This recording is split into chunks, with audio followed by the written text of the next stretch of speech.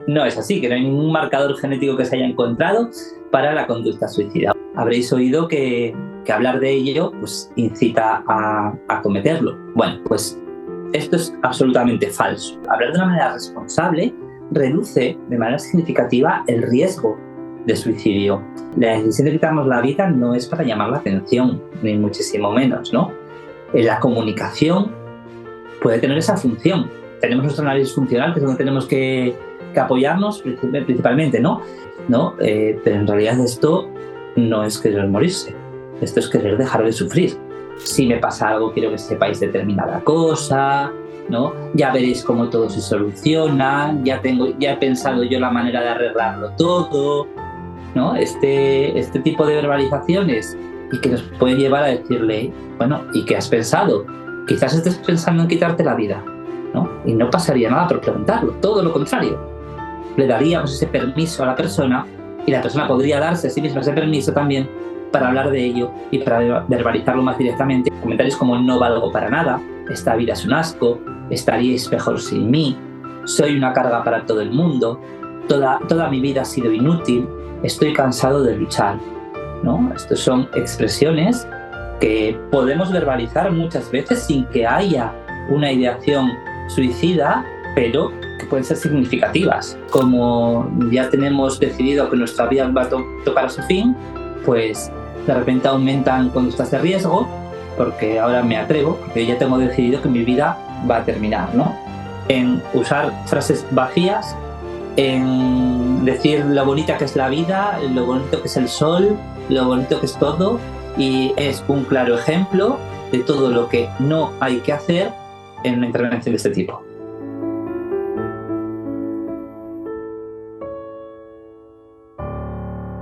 Justamente hoy estuve viendo en redes un vídeo que está circulando mucho de un policía interviniendo con una persona en una crisis suicida, ¿no? Y bueno, es un vídeo que realmente yo lo mostraría como un ejemplo de muchas cosas que no se deben hacer en una intervención en plena crisis suicida. Sí es cierto que muestra una realidad al final, que es cuando el policía se derrumba y llora, porque evidentemente intervenir en esas situaciones es muy difícil, ¿no? Para los intervinientes en emergencias es muy complejo y muy duro, eh, pero realmente todo lo que se muestra anteriormente de su intervención serían ejemplos claros de cosas que deberíamos cambiar y que nos mostrarían la importancia de la formación a los profesionales de la emergencia y al resto de profesionales. Hmm. Pues ahora hablaremos un poco de cuáles son esos aspectos que sí debemos tocar a la hora de intervenir en conducta suicida. Y es que estamos aquí con Jesús Rivero, psicólogo, está ubicado en Gijón, con el cual pues vamos a hacer un taller sobre conducta suicida justamente, que tendréis disponible toda la gente que veáis este episodio, que no necesariamente lo veáis, estará disponible en nuestra plataforma web. Y en este vídeo pues vamos a tratar un poquillo de tratar superficialmente, de forma general, algunos de los aspectos primordiales para ver si a alguien le puede interesar. Así que, dicho esto, yo quiero que, sé que me has dado tus datos, tu currículum, ciertas cosillas, porque solemos hacer esa pequeña introducción, pero prefiero que seas tú quien seleccione lo que tú prefieras sobre ti mismo. Pues lo primero, Marcos, daros las gracias por contar conmigo. Para mí es un gusto poder estar aquí en Engrama con vosotros. Un podcast, un programa que sigo desde sus comienzos. Enhorabuena por eso, por el trabajo que estáis haciendo. Y bueno, presentarme, pues soy Jesús Rivero, soy licenciado en Psicología por la Universidad de Oviedo, máster en Análisis Aplicado de Conducta, en Autismo y Trastornos del Desarrollo y experto universitario en abordaje psicológico de la conducta suicida. Soy miembro del Grupo de Intervención Psicológica en Emergencias y Catástrofes del Colegio Oficial de la Psicología de aquí de Asturias y responsable del Grupo de Trabajo en Prevención de la Conducta Suicida, que pertenece también al GIPEC, ¿no? Y llevo 17 años en la práctica clínica, en la práctica sanitaria a nivel privado, en mi propia consulta, como dices, aquí en Gijón, en Educar Psicología, donde trabajo principalmente con niños y adolescentes. ¿Vale? Es el mayor público con el que trabajo, las personas con las que trabajo principalmente son familias, niños, adolescentes y familias, ¿no?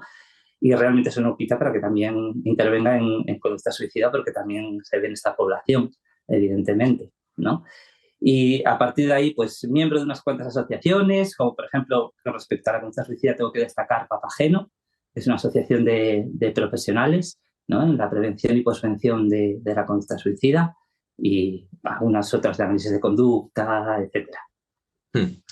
En lo que respecta a la conducta suicida, cuando nos ponemos a hablar de este término, porque mucha gente dirá, ¿por qué hablan de conducta suicida y no de suicidio? ¿Qué implica el término conducta suicida?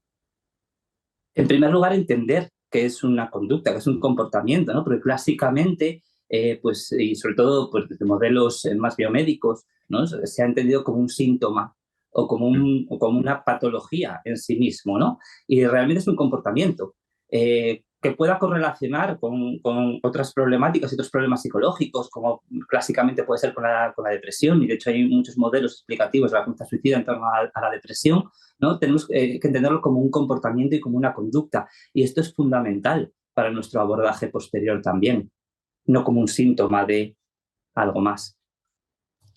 Hablar de suicidio lo fomenta, porque es lo típico, ¿no?, del efecto llamada, de que si los medios prefieren no hablar de estos temas porque son quizá un poquillo más tabú y dicen, a lo mejor por hablar por esto generamos que haya una oleada mayor.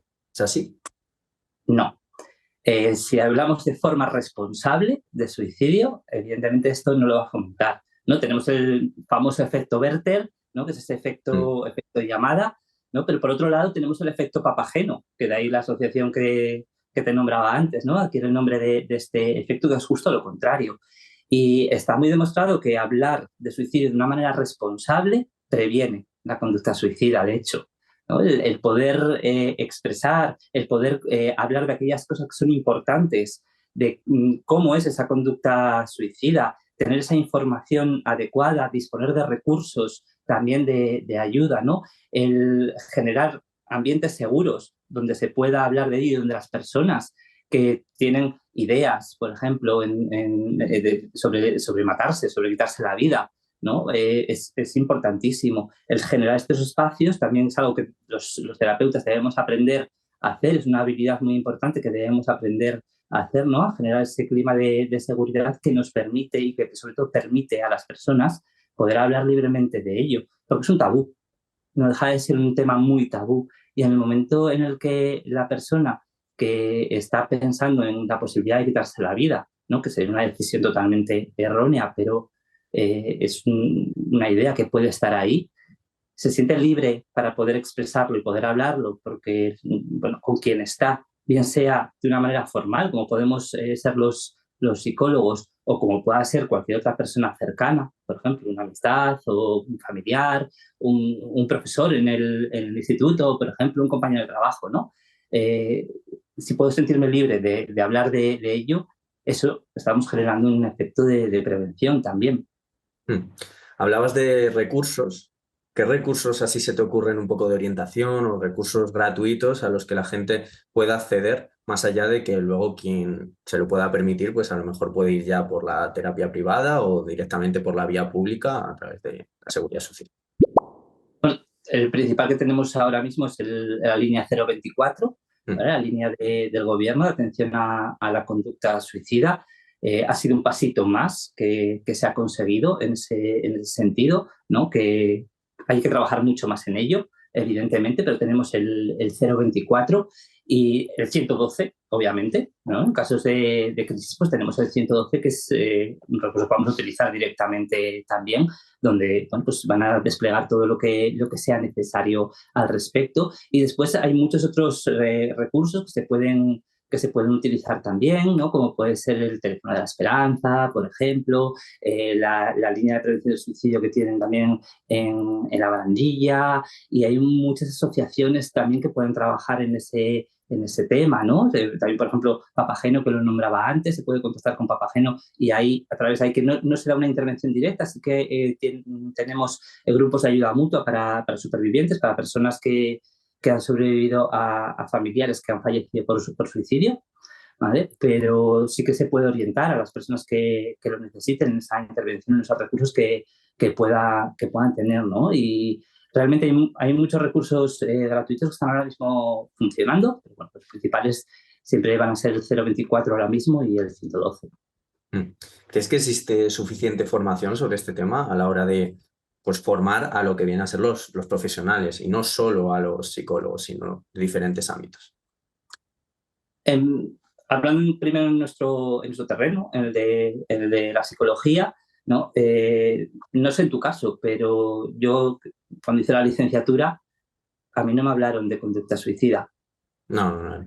Y creo que ahora mismo en el grado poco se nombra. Yo recuerdo que a mí me lo nombraron un poco de paso, algunas cuestiones explicativas en una optativa que di, que se llamaba psicopatología especial, que el nombre ya tiene su miga, ¿no? Pero en aquella, que era una optativa, sí que se nombró un poquito el tema de la conducta suicida, pero más como una cuestión explicativa, nunca su abordaje, ni se profundizó en la conceptualización de la misma, ni cómo intervenir, ni muchísimo menos. Luego, por ejemplo, en los máster, sí que hay algún máster específico en conducta suicida aquí en España. Evidentemente, en esos másteres sí se habla de conducta suicida, ¿no? Pero en el general sanitario, que es el que está haciendo la mayor parte de las personas que quieren dedicarse a la psicología sanitaria, yo tengo alumnos de prácticas del máster de diferentes universidades que hacen las prácticas conmigo y no tienen formación tampoco específica en conducta suicida, lo mismo. Igual se nombra por encima, ¿no? A partir de ahí, pues la formación que podamos adquirir es de posgrado, siempre, ¿no? Y en muchos casos también, bueno, pues en cursos específicos que se puedan hacer, como el que vamos a hacer nosotros ahora. Pero no solamente los psicólogos tenemos que estar formados en conducta suicida, sino también muchos otros intervinientes, ¿no? Partiendo de intervinientes en la emergencia, ¿no? Como pueden ser pues, los cuerpos y fuerzas de seguridad, bomberos, sanitarios, pero también luego el personal docente, por ejemplo, en los centros educativos, ¿no? Que es muy importante para la prevención también, ¿no? Y muchísimos otros agentes que están implicados. Y no solo eso, es importante la sensibilización también, ¿no? Para que llegue a todo el mundo y todo el mundo tenga conocimientos al respecto de esta cuestión, como decíamos antes, eliminar ese tabú que existe, ¿no? Porque además hay una expresión que solemos utilizar mucho y es que todos somos agentes de prevención en este sentido, ¿no? Las propias familias, las escuelas y los medios de comunicación, como por ejemplo ahora aquí nosotros estamos teniendo una responsabilidad importante hablando de conducta suicida y debemos hacerlo, como decía antes, con responsabilidad. Y los medios de comunicación también, ¿no? Periodistas también deben estar bien formados en conducta suicida, sobre todo en cómo divulgar o cómo hablar de ello, cómo redactar esas noticias o cómo presentar esas noticias en televisión, en YouTube o en otros formatos que se puedan divulgar y que sean accesibles para todo el mundo, ¿no? Hay unas directrices sobre eso y hay manuales de buenas prácticas, tanto del Ministerio como de la OMS, como un montón de ellos. En lo específico de la psicología, tú sí que eres defensor de que 100% a la hora de intervenir tanto en conducta suicida como quizá en otras emergencias, es necesaria esa especialización. O sea, es muy difícil quizá que un profesional clínico o de cualquier otro ámbito pueda intervenir de la manera correcta o tenga las suficientes herramientas como para poder estar seguro de lo que está haciendo, ¿no? Sí, es muy importante que tengamos esa formación, ¿no? Esa formación para entender, en primer lugar, la conducta suicida, ¿no? Porque, ¿qué ocurre? Que como es algo que, en primer lugar, como decíamos, es tabú, que en las formaciones, en la formación que tenemos, en la formación de grado actualmente, por ejemplo, de máster, etcétera, a no ser que sea algo específico, no aparece, pero eso no significa que si nosotros estamos trabajando en nuestra consulta, no vaya a venir una persona y en un momento determinado pueda manifestar que la idea de quitarse la vida, ¿no? O que esto le ha podido surgir, o que le está surgiendo, o que en estos momentos lo está pensando, o está barajándolo como una opción, ¿no? O que ya haya tenido un intento o varios intentos previos, ¿no? de suicidio. Evidentemente, los profesionales tenemos que enfrentarnos a esto. Y sin esa formación adecuada, tienes una formación rigurosa, una formación adecuada, y una formación que no se quede solamente en lo teórico, sino también en un entrenamiento práctico en esas habilidades que son necesarias, ¿no? Para poder afrontarlo. Pues obviamente, ¿qué puede pasar? Que en primer lugar que nos va a entrar muchísimo miedo, y esto es una respuesta muy normal, ¿no? Nos pasa a los profesionales, aunque estemos formados, también nos da miedo por esa responsabilidad, ¿no? que asumimos muchas veces en ese aspecto. Y ese miedo lo que va a hacer es que quizás evitemos atender a esa persona, o que pasemos por alto alguna verbalización que pueda ser relevante en ese sentido, ¿no? Y que no le demos cabida a la conducta suicida dentro de las sesiones, ¿no? Y en ese sentido nuestra conducta en sesiones es súper importante, ¿no? En ese aspecto. Entonces tener esa formación, y que sea una formación, no solo, como decía, no solo teórica, sino también práctica, nos va a aportar muchísimas herramientas adecuadas. Y luego otros profesionales de la emergencia, obviamente también, ¿no? Tanto de primera intervención, como decía antes, cuerpos de seguridad, bomberos, etcétera, sanitarios que van a atender la emergencia, o psicólogos de emergencias que atienden también esas emergencias, como en un segundo nivel, en urgencias en un hospital o en cualquier centro médico, ¿no? O cualquier profesional de la psicología que pueda trabajar a nivel privado o público. Evidentemente, tiene que tener esta formación. Yo creo que deberían ser contenidos importantes que se deberían incluir en todos los currículums de formación. Hoy día, si nos fijamos un poco en algunos medios, bueno, en redes sociales, en un montón de sitios, se está todo el rato comentando que ha habido un aumento de los suicidios. ¿Es esto cierto o es un mito? A ver, si es cierto, en número, Hmm. cuantitativamente han aumentado. Ha habido ahora mismo más que en ningún otro momento, ¿no? Y eso que estamos trabajando con números con un retraso de 2 años, ¿no? Lo que nos aporta el Instituto Nacional de Estadística es lo de hace 2 años. Pero independientemente que esos números, sé que hay polémica, ¿vale? Sé que hay un poco de polémica con respecto a este sentido de si los números son reales, no son reales. Evidentemente esos números están infravalorados, ¿vale? Los números que nos da el INE siempre están por debajo de la realidad. Ahí se registran las muertes por suicidio que han sido catalogadas como tal, pero puede haber muchas otras muertes que hayan podido ser catalogadas como accidente y han sido muertes por suicidio. No se registran los intentos, evidentemente muchísimo menos la ideación suicida, ¿vale? Pero independientemente de que esos números, ponderándonos con el total de la población, pues no hayan aumentado, sino que van en proporción, siempre han sido más o menos los mismos, etcétera, esto a mí me da igual. O sea, tenemos 4.000 y pico fallecimientos por suicidio, muertes por suicidio en España al año.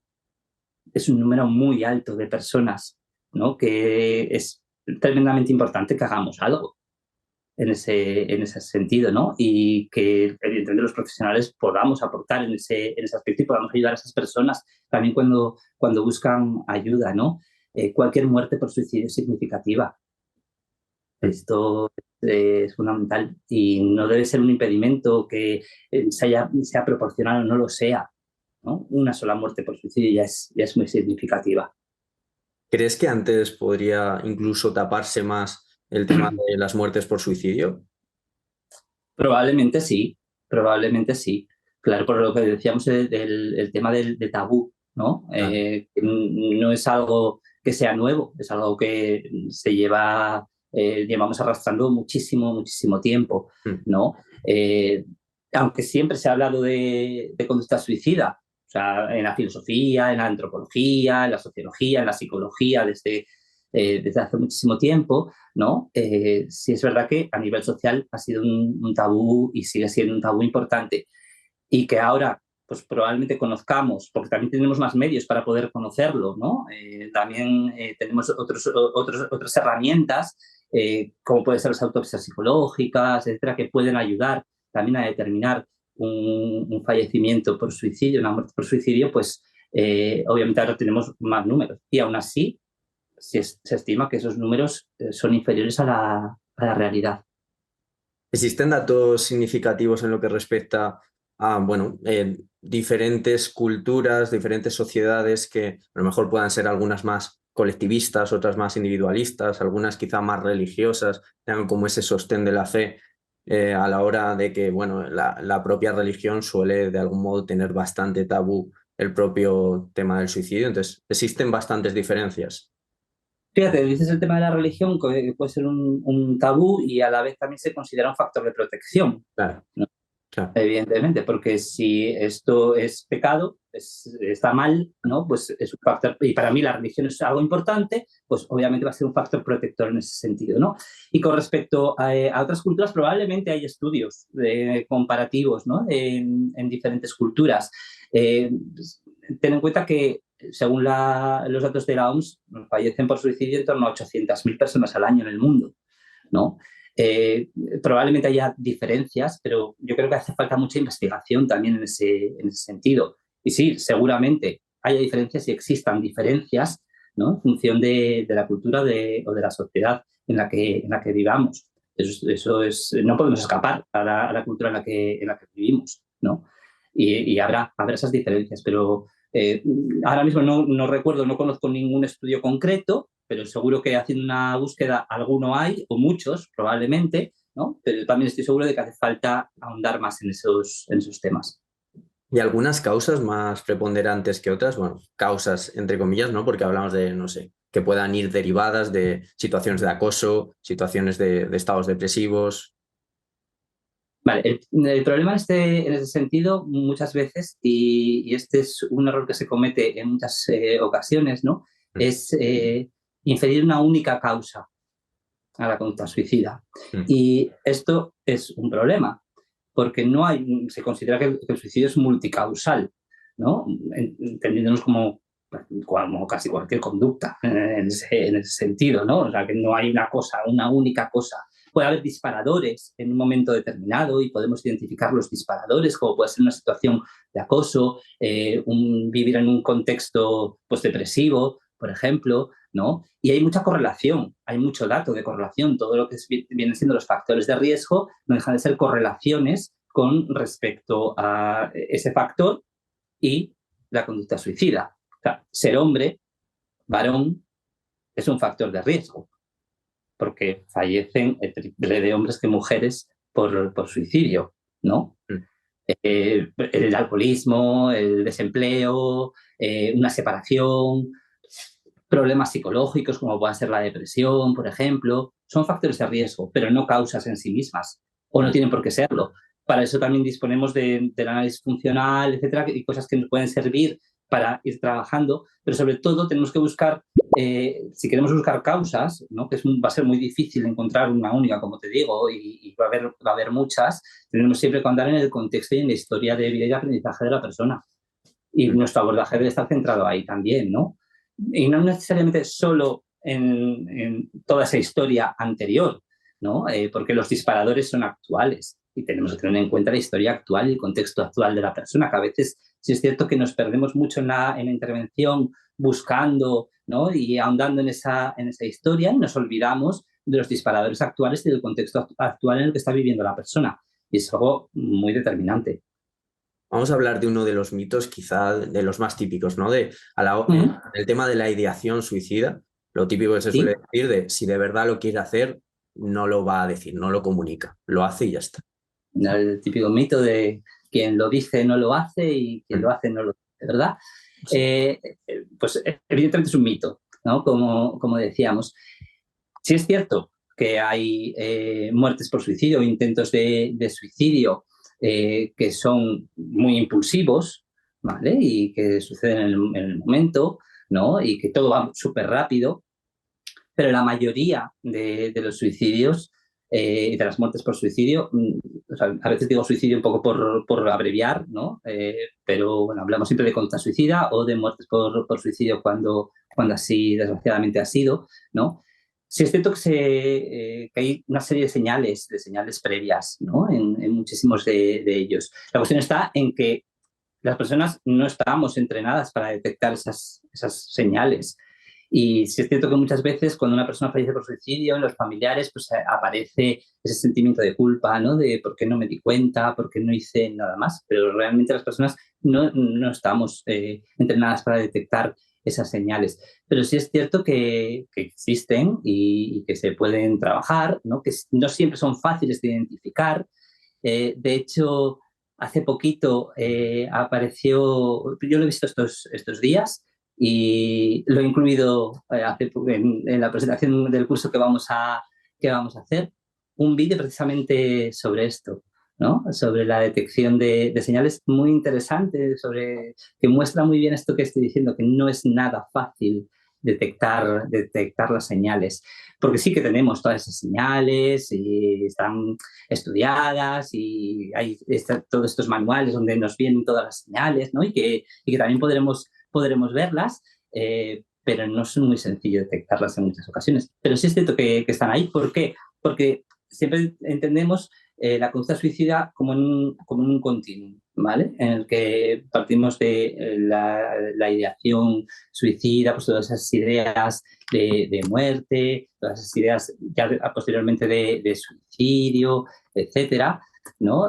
Después tendríamos la parte de la comunicación suicida, ¿no? Donde la persona puede verbalizar o no, ¿no? O incluso esa amenaza que se llama amenaza suicida.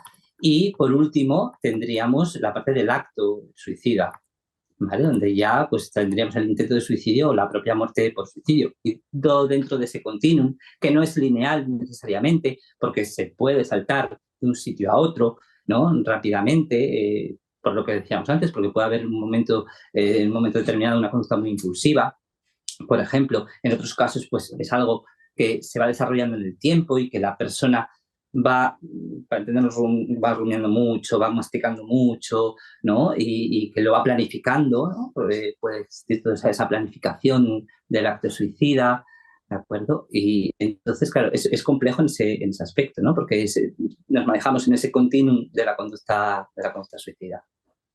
Claro, y si ahora mismo, por ejemplo, a ti te llaman y te dicen, oye, que tenemos un caso, ven a esta zona, no sé, vas allí, imaginemos que no tienes toda la experiencia que tienes. Eres, pues, un clínico que por mucho que sí tenga alguna pequeña formación, algunas nociones en lo que respecta a todo el tema de conducta suicida, pues sobre todo está acostumbrado a trabajar de una manera un poco más lenta, con el análisis funcional en el mejor de los casos o con la herramienta que tenga.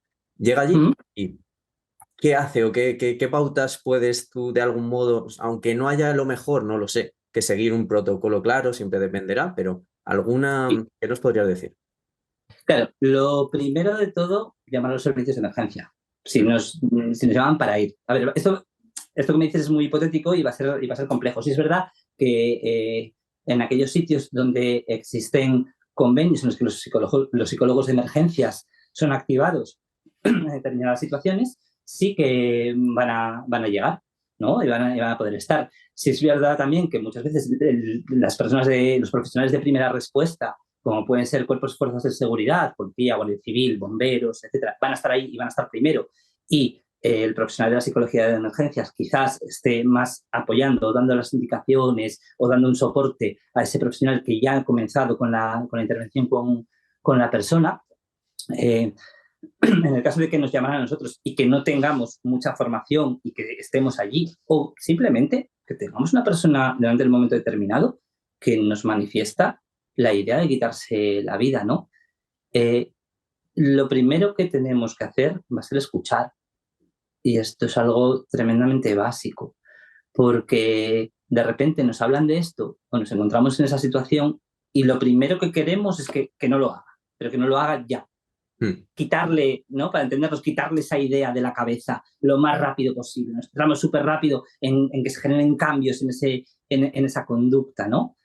Y nos olvidamos de que la persona está pasando por un sufrimiento muy grande, porque al final esto pues, es un drama vital que está sufriendo la persona, ¿no? Y está en un sufrimiento tan sumamente grande que lo que quiere es dejar de sufrir, ¿no? Que no quiere morir, sino dejar de sufrir.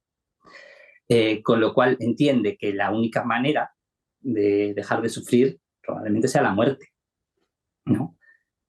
Tendremos que escuchar a esa persona, entender lo que nos está queriendo decir, ahondar un poquito con ella también, ¿no? Y porque no hay prisa. En una intervención en conducta suicida, la prisa no va a ser buena, ¿vale? Por eso esto que os decía, si quiero mucho cambio y quiero generar mucho cambio ya, probablemente no lo consiga. Y si transmito esto a la persona, probablemente la persona haya intentado muchísimas cosas, ¿no? Ha habido miles de intentos de solución a los problemas que tiene esa persona que no ha conseguido encontrar, ¿no? Y ya está optando erróneamente por el suicidio, por quitarse la vida. Entonces, lo primero va a ser escuchar cómo, pues esta escucha activa, que esta sí que pues, los psicólogos, los profesionales de la psicología, estamos ahí como siempre muy entrenados en ello, ¿no? En esta calidez, en esta empatía, ¿no? También súper importante que seamos sinceros y honestos con la persona, porque quizás no lo entendamos todo, pero no pasa nada si no lo entendemos, y no pasa nada porque le digamos, me encantaría que me explicaras esto y poder entenderte mejor, ¿no? Porque, claro, por ejemplo, este vídeo que comentábamos antes, ¿no? Que decía, le decía el policía, yo he pasado por lo mismo que tú. O sea, al final la persona le da igual que tú hayas pasado por lo mismo o no.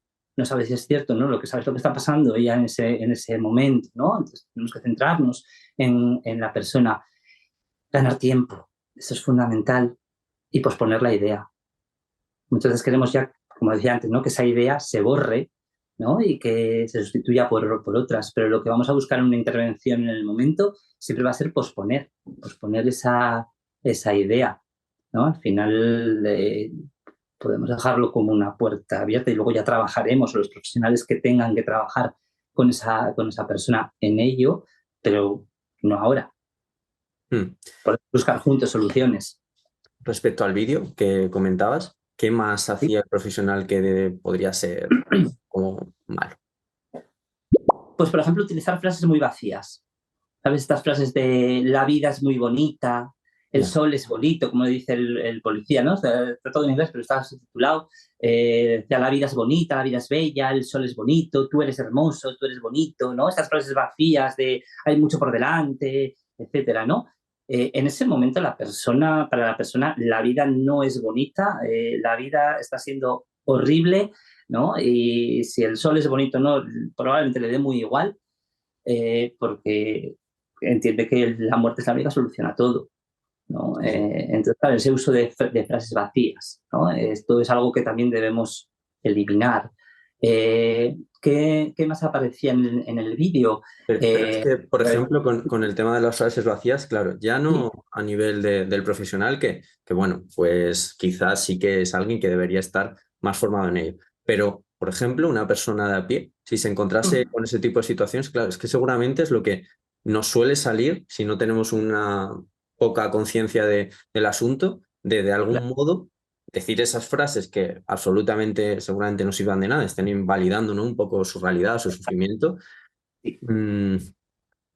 Pero es que una persona de a pie, ¿qué hacemos? O sea, Es muy difícil precisamente por eso que este tipo de formación, como decíamos antes, no sea solamente para los profesionales, sino que haya planes de prevención y de sensibilización, ¿no? En el que a las personas nos enseñen, ¿no? Pues bien sea a nivel dentro del ámbito familiar, dentro del ámbito escolar, etcétera, a poder comunicar todo ese tipo de cuestiones es súper, súper importante, ¿no? Porque sí, nos va a salir todo esto.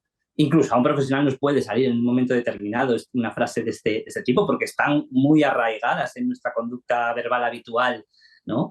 Y se utilizan constantemente. Y es, vale, no, en un momento determinado puede salirme esta frase, pero si yo luego me doy cuenta de que esto, como digo, discriminar ese comportamiento mío, ¿no? Me doy cuenta de que esto ha sido así y lo voy modificando hacia otro tipo de intervención, perfecto. Claro, para las personas que no tienen esta formación o que son desconocedoras de todo esto, va a ser muy difícil. Pero bueno, si se empieza a hacer un trabajo en prevención, sensibilización, etcétera, ¿no? Y divulgación adecuado, pues cada vez llegará más. ¿podrías ponernos un pequeño ejemplo, si no te pongo en mucho aprieto, de cómo podría ser una especie de diálogo, así, nada, cuatro cosillas, en el que sí que se esté validando un poco más, aunque nos quedemos en la forma, porque luego dependerá de cada caso y es otra historia, pero quedándonos un poco en la forma, así generalizando, de un poco palabras que se podrían estar utilizando, más allá de las que comentabas antes, de que pueda utilizar una persona de a pie? Así. Exacto. Estamos hablando de un momento determinado en el cual una persona nos comunica que Sí, bueno, tiene la idea de quitarse la vida, ¿verdad? eso es. A eso te refieres, ¿no? No que nos encontremos con una persona en pleno acto suicida. No, que te están verbalizando la ideación. O sea, por ejemplo, una amiga, un amigo que nos dice que tiene esa idea. Sí. Como decía antes, lo primero va a ser escuchar muchísimo, ¿no? Y decirle a la persona que pues, la vamos a acompañar y vamos a querer entender, ¿no? Me encantaría entender lo que te está sucediendo y si quieres que juntos podamos buscar una solución o soluciones a esto que te pasa, ¿no? Animar a la persona a buscar esa ayuda profesional que pueda necesitar, que nuestra ayuda a nivel informal puede ser muy determinante también, ¿eh? ¿Vale? Puede ser muy determinante nuestra ayuda a nivel informal. Eh, pero bueno, vamos a ayudar a la persona también a buscar esa ayuda profesional que pueda tener. Y sí que vamos a decirle, preguntarle, ¿no? Vamos a poder preguntarle también, ¿no? Qué es lo que te está ocurriendo, ¿no? Me encantaría que me hablaras de cómo es para ti eso que estás viviendo, ¿no? Y cómo te está influyendo, ¿no? Pero al final preguntarle y escucharle es lo fundamental y que sepa que estamos ahí para apoyar a la persona, ¿no? Mm. Al margen de lo que decíamos, esto ya de un tú a tú y sobre todo animar a la persona a buscar esa ayuda profesional que pueda necesitar. Como decía antes, la idea principal en estas situaciones va a ser posponer y buscar ayuda. Mm. Esto es fundamental. Vale. Y estamos hablando de un caso de pura emergencia en el que, bueno, tienes que ir ahí y es todo pues mucho más urgente. Entiendo que ahí no tiene mucho papel el análisis funcional, aunque vayas con cierta mirada funcional ya interiorizada, pero Mm. sobre todo, ¿cuál es el papel del análisis funcional cuando sí que toma un rol fundamental? Ya en consulta, en otros casos en los que sí que ya la persona esté comentándolo en la propia sesión o... Exacto, como bien dices, en una intervención in situ, ¿no? En el momento de plena crisis, si tienes una buena formación en análisis funcional, ya llevas esa mirada, Claro. ¿no? Y esto es fundamental y el análisis funcional se va a estar haciendo, ¿no? A la vez que estás interviniendo. Pero como decía, en ese momento es atender la crisis y no va a estar pendiente de hacer un análisis funcional en ese instante, ¿no? Más que lo que ya por tus propias habilidades vaya surgiendo. Pero luego ya en consulta, que va a ser lo que trabajemos nosotros principalmente en el curso, ¿no? No tenemos una parte de intervención en plena crisis in situ, sino que vamos a trabajarlo más a nivel de consulta, cumple un papel fundamental.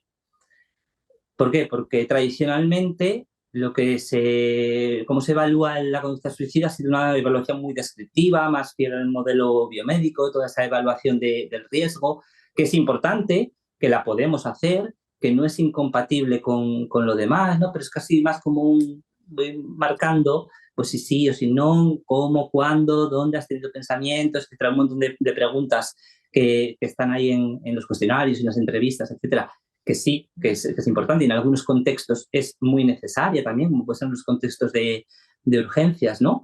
Evaluar todo eso, evaluar factores de riesgo, protección, ¿no?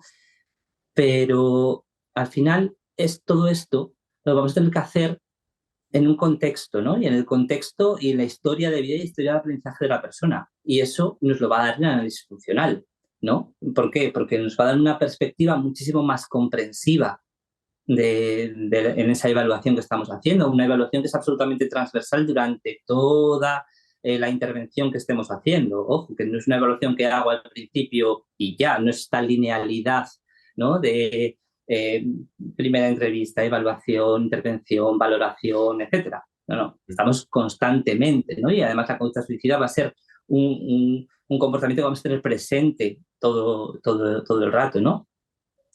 Además, ese análisis funcional, yo lo trabajo de ese modo, yo lo realizo junto a la persona y con la persona, las dos cosas, ¿vale? Incluso yo diría que quizás más la persona lo hace conmigo en muchos casos, ¿no? Y eso me parece fundamental. ¿Por qué? Porque a ver, ese análisis funcional está al servicio de la persona, ¿no? Que acude a la consulta, porque le va a permitir comprender ese comportamiento, comprender, en este caso, la conducta suicida, obtener explicaciones, ver los intentos infructuosos de solución, ¿no? Cómo esa conducta está cumpliendo una función y por ello también la búsqueda de alternativas, ver sus potencialidades también, ¿no? Las potencialidades de esa persona, de qué recursos sí dispone, qué habilidades sí ha aprendido o qué habilidades incluso puede aprender, ¿no? Y esto nos va a permitir buscar junto a ella esas alternativas a la conducta suicida, ¿no? Que en muchos casos la persona la está viendo como una única manera de resolver los problemas. Precisamente por eso el análisis funcional, que nos da esta perspectiva mucho más histórica, ¿no? mucho más comprensiva también de la propia conducta. Es fundamental hacerlo. En el trabajo en consulta es usual que se centre principalmente, bueno, evidentemente se va a centrar en la persona, pero se suele intervenir también con otras personas del entorno. Sí, lo habitual es dentro del trabajo con personas con conductas suicidas crear redes de apoyo, ¿no? Estas redes de apoyo las vamos a crear, como decía antes, junto a la persona y con la persona, ¿vale? Pues son para ella, son para esa persona. Evidentemente, en el caso de los adolescentes, pues la familia es fundamental que esté dentro de esa red de apoyo, ¿no? Y puede haber otras personas también implicadas, ¿no? En esa red de apoyo. Y con los adultos también va a ser muy importante hacerlo, ¿no?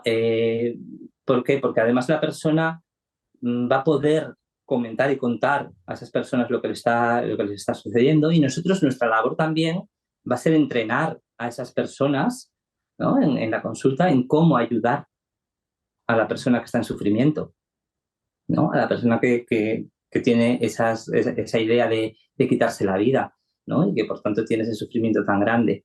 Y entonces nuestro papel es fundamental también ahí, porque no solamente vamos a trabajar con la persona, sino vamos a trabajar también con su red de apoyo. En el momento en el que justo acude una persona a consulta y ahí verbaliza con cierta urgencia, ¿no? la ideación, ¿existe algún tipo de protocolo a seguir, de poner en alerta a determinadas personas del entorno, o depende un poco más del profesional? ¿Cómo lo soléis hacer?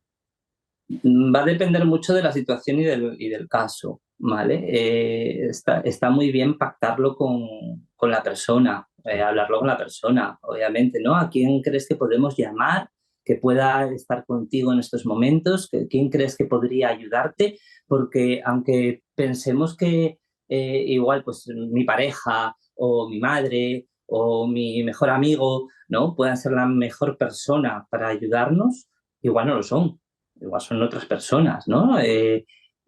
Tanto yo en mi consulta como compañeras que trabajan activamente también con conducta suicida, nos hemos encontrado situaciones en las cuales una persona que está propuesta para la red de apoyo, igual, pues como decía antes, puede ser más invalidante que otra cosa, ¿no? Y requeriría muchísimo más trabajo. No significa que no pueda estar, ¿vale? Pero quizás con otro papel, ¿no? Mm. Tenemos que darle otro papel diferente, ¿no? Porque ahí lo vamos a buscar con la persona, todo ese papel que van a cumplir los demás, va a estar pactado todo, vamos a hacerles ese entrenamiento, ¿no? A los padres, por ejemplo, padre y madre, cuando es en el caso de los adolescentes, ¿no? Y a veces incluso amigos de los adolescentes, profesores, que a veces los toman como personas de referencia y que son también muy, muy importantes, ¿no? Entrenadores. Yo en mi consulta me he visto trabajando con personas muy variadas en pro de ayudar a un adolescente, por ejemplo, que ha presentado intentos de suicidio, que bueno, tiene conducta suicida, ¿no? Presenta conducta suicida. Nos estamos centrando mucho en lo que es ya la intervención directa. ¿Qué podemos hacer en lo que respecta a la prevención, más allá del trabajo que se puede hacer desde los propios medios? Vale, probablemente hay un especialista en prevención pueda aportarte mucha más luz que yo, Mm. ¿vale?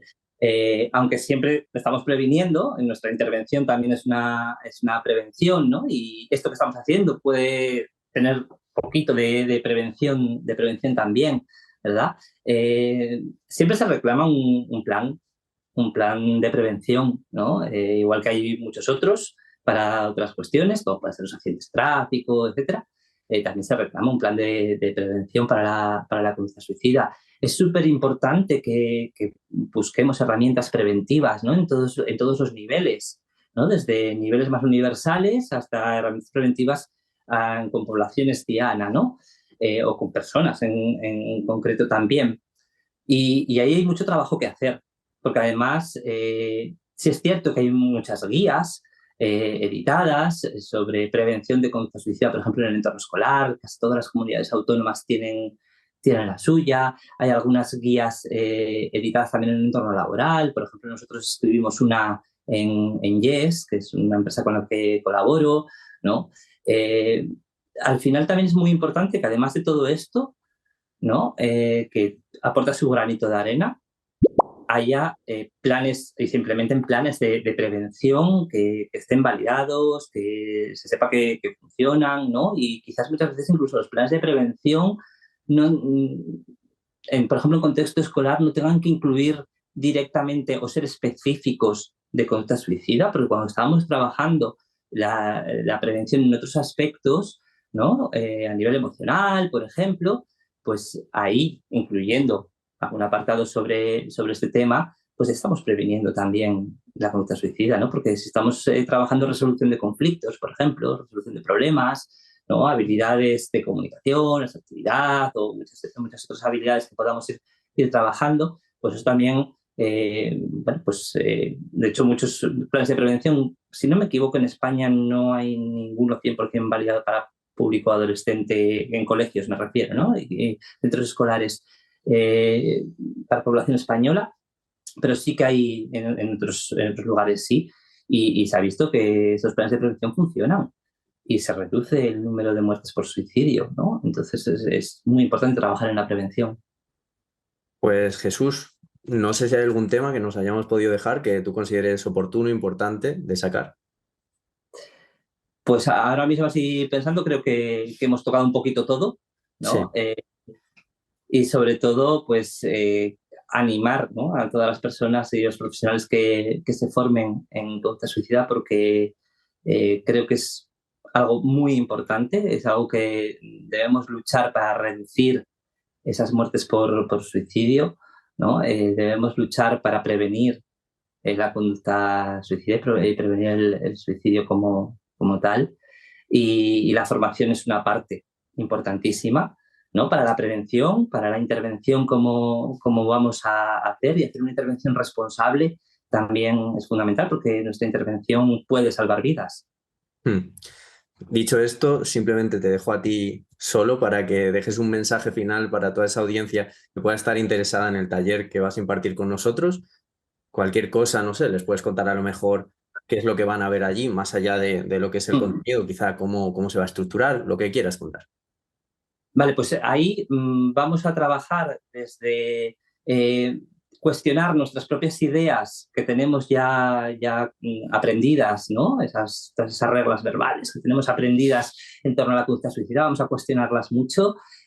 Vamos a trabajar desde una perspectiva conductual de la conducta suicida, de la intervención en conducta suicida. Vamos a conceptualizarla brevemente, porque podríamos estar muchísimas horas hablando de ello, ¿no? Pero vamos a intentar conceptualizarla también. Vamos a intentar ser prácticos en cuestiones de aprender habilidades, aprender cuestiones como lo que hablábamos antes, de qué hacer y qué no hacer en determinadas situaciones. Vamos a intentar aprender cómo intervenir de una manera adecuada y breve. También vamos a hablar sobre intervenciones breves, como puede ser el plan de seguridad de Stanley Brown, ¿no? Vamos a hablar de cómo hacer una evaluación, no solamente una evaluación descriptiva, como hablábamos antes, que también la vamos a incluir, sino también una evaluación funcional y comprensiva, ¿no? En ese contexto y esa historia de vida.